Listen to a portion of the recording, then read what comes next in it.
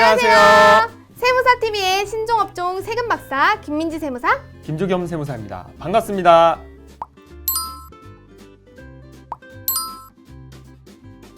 네, 저희 신종업종 세무박사에서는 빠르게 변화하는 시대에 생겨나고 있는 신종업종과 관련된 정보를 발빠르게 전달해드리고자 하는 취지로 기획되었는데요. 오늘은 유튜버, 크리에이터 관련 세무 심층 분석에 관한 내용을 준비해보았습니다. 네, 세무사님. 최근에 국세청에서는 지방청 7곳 그리고 일선 세무서 128곳에 신종업종 세정지원센터를 개설해서 신종업종에 대한 세원 발굴과 그리고 신종업종에 대한 세무 관련 지식을 납세자에게 SNS나 여러 채널을 통해 홍보를 하고 있죠.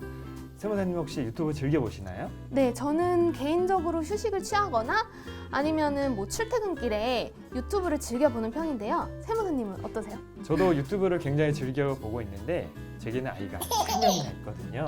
애기떠시네요. 그래서 아이들과 함께 유아 채널을 많이 즐겨보고 있어요. 아, 그렇군요. 그럼 저희가 즐겨보는 유튜버분들의 세금 수입이 어떻게 발생하고 세금 신고는 어떻게 해야 되는지 본격적으로 알아볼까요? 네, 먼저 유튜버분들 같은 경우에는 매출 구조가 매우 다양하고 개개인마다 차이가 있다고 보실 수가 있는데요.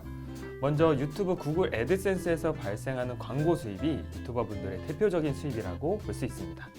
유튜브 구글 애드센스의 수익 창출 조건은 구독자 수 1000명 그리고 지난 12개월 동안 시청 시간 4000시간 이상이 넘으시면 이렇게 유튜버분들은 구글 애드센스 수익 창출 조건을 충족하신 이후에 애드센스를 통해 광고 수입을 받으시는 게 가장 대표적인 수입이라고 보실 수 있을 것 같습니다.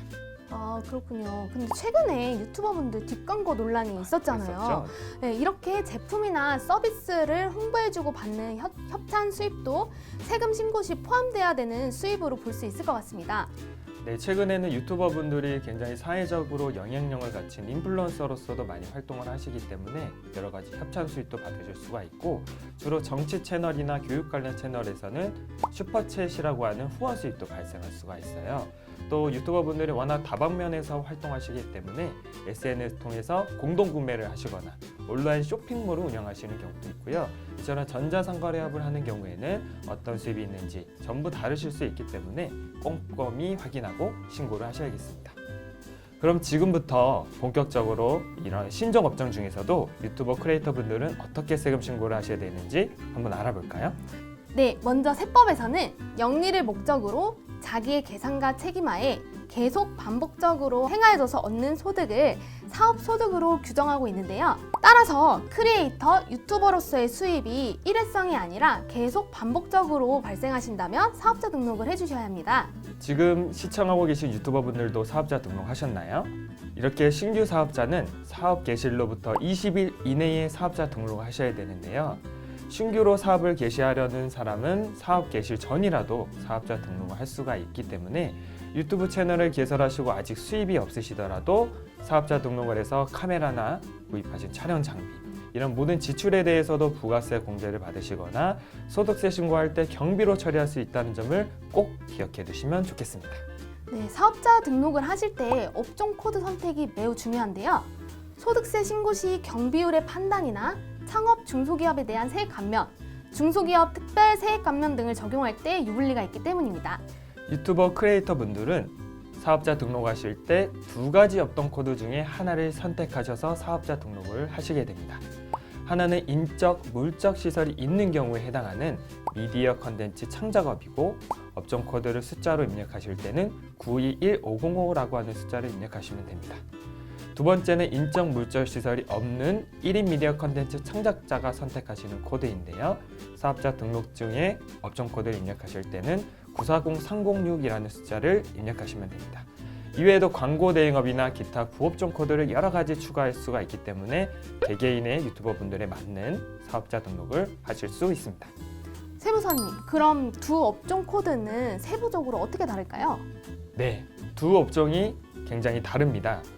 이런 부분에 대해서 헷갈려서 잘못 등록하시는 분들도 많이 봤는데요. 먼저 미디어 컨텐츠 창작업에 해당하는 과세 사업자는 인적, 물적 시설이 있는 경우에 해당하셔야 합니다. 1인 미디어 컨텐츠 창작자의 경우에는 인적, 물적 시설이 없는 프리랜서 인적 용역을 의미하기 때문에 면세 사업자에 해당하시는 거고요. 여기에서 말하는 인적 시설이라 함은 근로자를 의미하고 물적 시설은 건물이나 기계, 임차한 시설 등을 의미하는데 유튜버 분들께서는 고용하고 있는 보조 크리에이터나 동영상 편집자 그리고 사무실이나 스튜디오 여부 등이 이런 핵심 요건이 될 것 같습니다. 아, 그렇다면 과세 면세 사업자에 따라 부가세 신고 의무도 달라질 것 같은데요.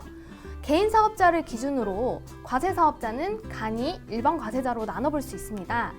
간이 과세자의 경우 1년에 한 번 1월에, 일반 과세자의 경우 1년에 2번 1월, 7월에 부가세 신고를 해주셔야 합니다. 이에 반해 면세 사업자는 2월에 한 번 사업장 현황 신고를 해주시면 됩니다. 그러나 과세, 면세 사업자 모두 5월에 종합소득세 신고를 해주셔야 된다는 점 잊지 말고 기억해주세요. 네, 맞습니다. 추가로 유튜버가 외화로 수령하는 구글 애드센스 수입은 과세사입자인 경우에는 부가세 신고를 할 때 영세율에 해당된다는 말 많이 들어보셨을 텐데요. 이렇게 영세율에 해당되는 경우에는 납부할 부가세가 없는 반면 미리 납부한 부가세에 대해서는 환급을 받게 되는 경우가 있을 수가 있고요. 면세사업자에 해당하면 납부할 부가세도 없지만 환급받을 부가세도 없기 때문에 부가세 측면에서는 과세사업자보다는 좀 불리할 수 있다는 점도 있을 것 같아요. 맞아요. 종합소득세 신고를 할 때도 차이가 있을 것 같은데요. 면세 사업자인 프리랜서의 경우 세법에서 정해진 각종 세제 혜택을 많이 받지는 못하는 반면에 과세 사업자 같은 경우에는 창업 중소기업에 해당하는 경우 50%에서 100% 세액 감면을 받을 수 있으니 조금 더 유리하다고 볼 수 있겠습니다. 세액 감면을 받으면 굉장히 절세가 많이 되겠네요. 그렇죠. 50%에서 100%나 아유, 받을 수 있으니. 네, 맞습니다. 이처럼 유튜버 크리에이터 분들이라고 해서 모두 똑같이 세금 신고를 하는 것은 아니고 여러 가지 요건에 따라 유리한 점과 불리한 점 그리고 이런 부분에 대해서 반드시 세무 전문가인 저희 세무사를 통해서 세금 신고를 하시면 여러 가지 절세 혜택들을 많이 저희가 찾아드릴 수 있을 것 같습니다. 네, 신종업종도 세무사와 함께라면 어렵지 않겠죠? 그럼 지금까지 신종업종 세금 박사 김조겸 세무사, 김민지 세무사였습니다. 신종업종에 관한 세무도 역시 세무사가 전문가입니다. 다음 영상을 기대해 주세요. 감사합니다.